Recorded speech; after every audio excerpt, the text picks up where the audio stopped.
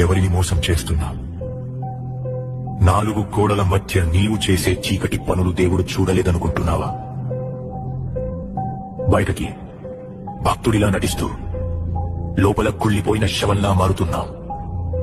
నీ అసలు స్వరూపం చూసి నీకైనా అసహ్యం వేయడం లేదా?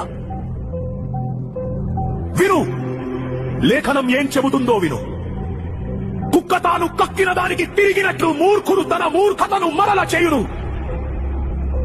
మళ్ళీ అదే పాపం, మళ్ళీ అదే అబద్ధం, మళ్ళీ అదే వ్యభిచారం.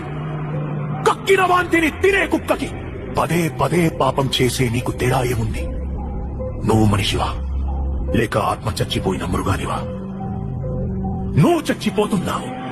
నీ ఆత్మీయ జీవితం శవంలా మారి కుళ్ళిపోతుంది. దేవుని కృపను నీవు అలుసుగా తీసుకుంటున్నావు. ఆయన ప్రేమిస్తాడు నిజమే, కానీ నీ పాపాన్ని ఆయన సహించడు. నీవు లేచి రేయి మొదటి జామున మొర్ర పెట్టిన నీ హృదయమును నీళ్లు కుమ్మరించున్నట్లు ప్రభువు సన్నిధిని కుమ్మరించుము. మోకరిల్లు, నీ కపట భక్తి చాలు.